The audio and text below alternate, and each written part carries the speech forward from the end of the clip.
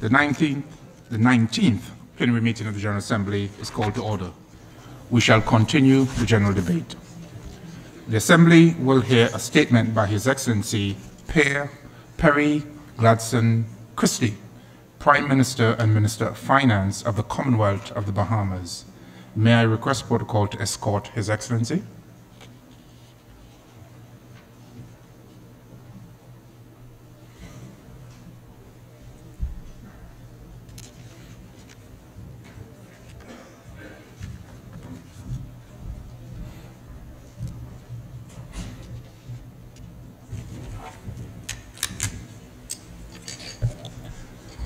I have great pleasure in welcoming the Prime Minister and Minister of Finance of the Commonwealth of the Bahamas, and I invite him to address the General Assembly. Mr. Prime Minister.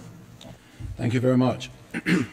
Permit me at once to congratulate you, Mr. President, on your election as President of this Assembly. As a member of the Caribbean community, the Bahamas take special pride in the election of one of our region's own, the third such person to be so elected over the years. Be assured, Mr. President, of our full support as you attend to the duties of the high office to which you have been elected and for which you are, if I may say so, superbly qualified. We consider it a privilege to extend Ambassador Paulette Bethel to your office as a chef de cabinet, and we wish her well as well. Mr. President, permit me also to express my condolences and that of the Bahamas to the President and people of Kenya following the tragic attack on innocent civilians in Nairobi just last week. Mr. President, this year, we in the Bahamas are celebrating our 40th year of independence. It is appropriate, therefore, that we should pause today and look back to 1973, when our nation was founded and our membership of the United Nations began. In addressing the General Assembly on October 1st, 1973, for the first time, our then Prime Minister, Sir Lyndon Pinley, spoke of our journey from the dehumanizing experiences of slavery and colonialism to the liberating achievements of freedom, majority rule, and independence. And he spoke too of the perpetual interdependence of the big and the small, and the fervent wish of the Bahamian people to be neither dominated nor coerced. He also had this to say, and I quote, "We have the means to give new hope to mankind, to create a stable international order dominated by total and absolute political and economic self-determination, and human and moral values which make human beings paramount, not things or abstractions," end quote. Sir Lyndon's call for us to be faithful to the responsibilities of our nationhood and world citizenship is as relevant and compelling today as it was when we were welcomed into the family of the United Nations 40 years ago.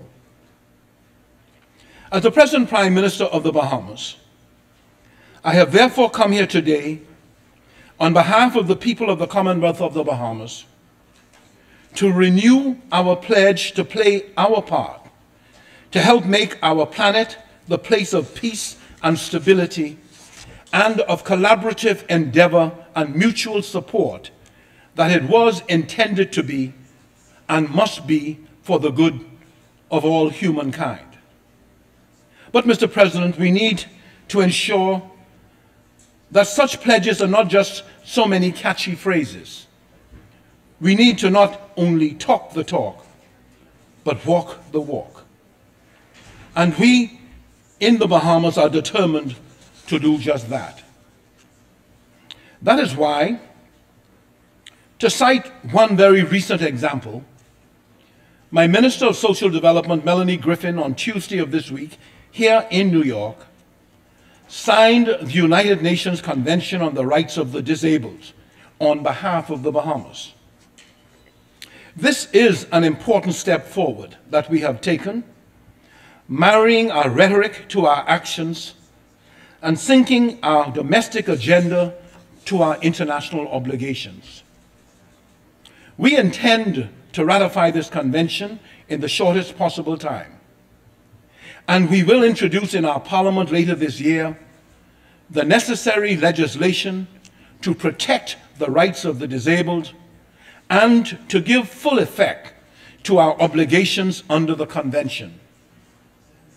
Mr. President, the end to discrimination against the disabled in the Commonwealth of the Bahamas is now clearly in sight. Indeed, it is now imminent. Mr. President, I would also submit to you today that we are, all of us, under a moral obligation to ensure that the policies and aspirational goals which this august body sets for itself, and to which all member states subscribe, are in fact reflected in the way that we govern our respective nations internally, and to no lesser degree in the way that we interact with each other as member states in the international community. For example, we cannot, on the one hand, proclaim that we believe in free trade and then implement policies that inevitably bring about the destruction of agriculture as we know it in the Caribbean, and then in response to the resulting moral outcry, simply shrug our shoulders and piously lament that the old order changeth. We have to become more conscious of the practical outcomes of what we do. Too many times in the headlong rush for change, we damage the vulnerable and the weak. We then make pledges to help, but seldom live up to those pledges in any sustained way. We simply cannot build a credible New World Order on the basis of such practices, for they run completely counter to our lofty pronouncements about the need for interconnectedness and mutual support in the pursuit of economic progress for all nations of the world, be they large or small, and be they developed or developing. We see the same dynamic at work in the ongoing economic aggression of many of the more developed countries against small offshore financial service-based economies, especially in the Caribbean region of which the Bahamas is a part. Some have used their power, either unilaterally or in small groups of high-powered nations, to impose their will, arguing that there is something fundamentally immoral, something intrinsically sinister about the accumulation of wealth in offshore jurisdictions. Mr. President, we reject that premise, and we criticize in the strongest possible terms the efforts of some to maim and cripple, if not destroy, the offshore economies within our region. Ironically, the anti-money laundering, anti-terrorism funding, and anti-criminal regulatory regimes of many of our countries are far more robust and demonstrably far more effective than the corresponding regulatory regimes in many of the same countries that are leading the fight against us. We firmly believe that offshore financial services can be responsibly operated and regulated. We believe that the sector represents true tax competition, and in the great majority of cases, it affords an honest opportunity for families and individuals alike to protect their privacy while accumulating lawfully earned capital for themselves and future generations. Moreover, the evidence is overwhelming that most of the investment of this offshore wealth takes place in and generally benefits the developed world. Unilateralism and diplomacy by coercion are not the way the world should be dealing with this issue. Instead, we need to challenge the United Nations to take the lead in developing and refining multilateral global mechanisms for the governance of the offshore financial services sector. Mechanisms that will meet the legitimate demands of the developed world for the protection of their fiscal systems and their need for greater security, while at the same time allowing offshore financial service economies to continue to grow in an orderly and properly regulated way. And let us not forget that the destruction of these offshore financial service economies will destabilize the countries that depend upon them for their livelihood. To destroy this sector in the Caribbean would effectively cause tens of thousands of newly empowered middle-class citizens to slip back into poverty or to migrate to the developed world. Mr. President, the middle class of which I speak constitutes the anchor of social stability for countries in our region. Take that away, and social destabilization emerges as a risk of the most ominous kind. And should that risk materialize, the developed world may well end up finding that it has only solved one problem by creating an infinitely bigger one for itself. Mr. President, the need for greater multilateralism is also evident in many of the other problems confronting the Bahamas and our region. A matter of the highest national priority for us revolves around our ongoing problem with illegal migration to our shores. We in the Bahamas suffer from the illegal migration of tens of thousands of desperate people from our sister CARICOM state of Haiti, an exodus undeniably driven by crushing poverty. We also have a problem with illegal migration from other countries in the Caribbean, albeit to a much lesser extent. Of special note in this regard are migrants from Cuba. We believe that the policies rooted in the Cold War that largely account for this migration ought to be brought into alignment with the realities of the modern era. Our archipelagic nation, though comparatively small in population, covers a vast area. With our hundreds of islands, the opportunities for illegal migration are greatly multiplied. At a time when it is imperative that we invest in the education and health and future of our people, we are forced instead to devote an ever-growing share of our resources to the problems associated with illegal migration. The Bahamas, like the rest of the world, understandably places a great deal of emphasis on the human rights of migrants. But we also believe that there must be similar concerns for the ill effects on migrant-receiving states such as ours. In particular, we are concerned about the increasingly unsustainable costs that are being incurred and the resulting erosion in the quality of life for the citizenry of the Bahamas. Our country, the Commonwealth of the Bahamas, simply does not have the financial resources and the infrastructural capacity, much less the psychological stamina, to endure this dilemma indefinitely. This should also remind us of the economic disparities within our region and of the need to intensify global efforts to eliminate poverty and structural imbalances that impede economic growth within certain segments and sections of the Caribbean. For as long as these disparities persist, illegal migration to the shores of countries that are comparatively more prosperous will continue to grow.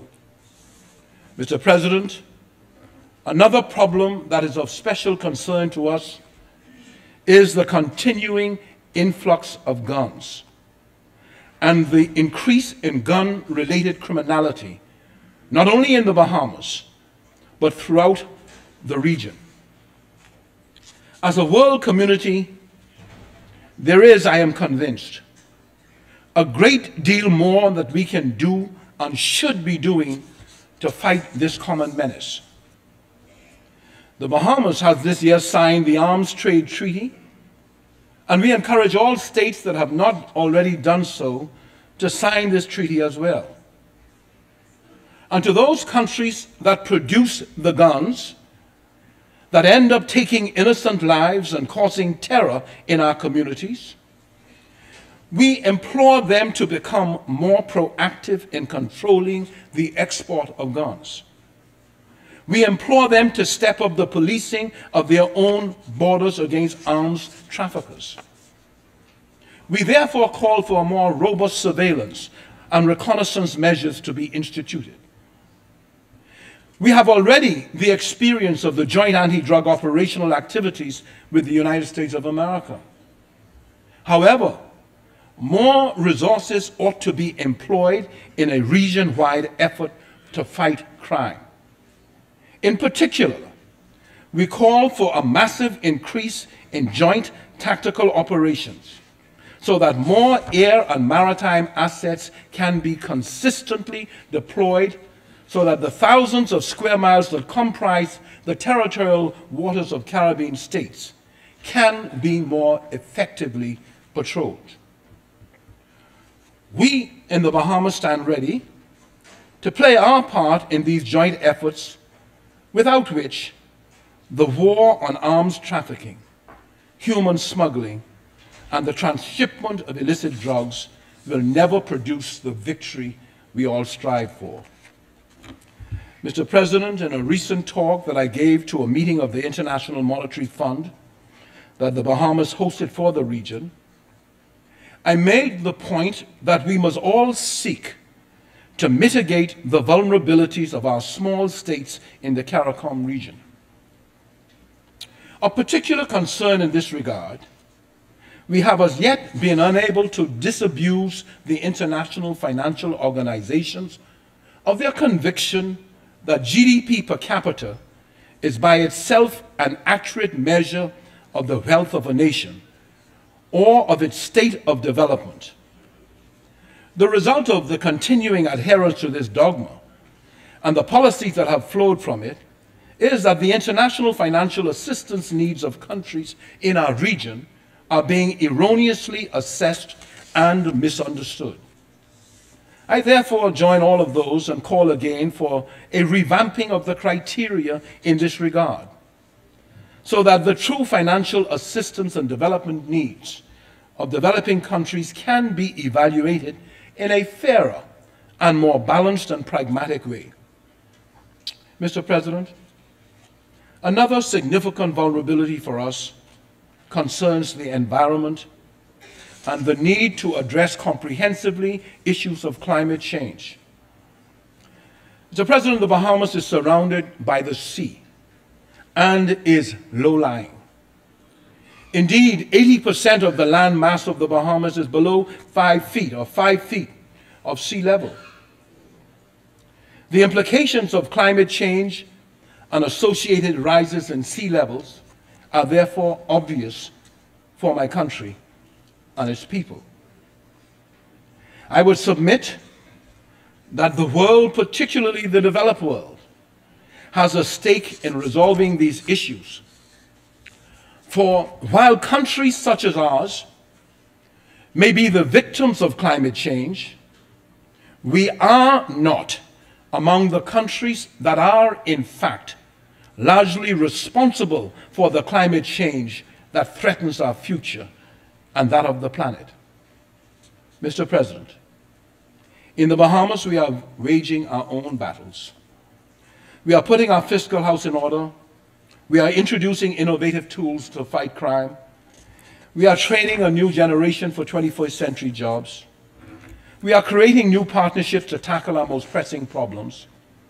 We are aggressively pursuing renewable energy. We are revamping and modernizing our structure of governance to make it more responsive to the needs of the 21st century. And by the increased use of the referendum machinery, we are demonstrating our commitment to a deepening of our democracy. Mr. President, we are a small country with strong convictions and big ideas. But as we look beyond the borders of our nation and of the region to gaze upon the global scene, we see much eloquence and many handshakes and the ceremonial signing of one treaty after another. Rarely, however, do we see concrete steps or enforcement mechanisms with teeth. Ringing declarations have been made from Rio to Copenhagen and beyond, and we are constantly being challenged by our own citizens to demonstrate to them that real and measurable progress is being achieved at the global level. We need to see more courage. We need to see more leadership, more sustained action on the global stage. So, Mr. President, as the leader of a small but proud nation, I take this opportunity to say to the big and powerful nations, find your courage because the hour grows late. Mr. President, I thank you for your kind indulgence.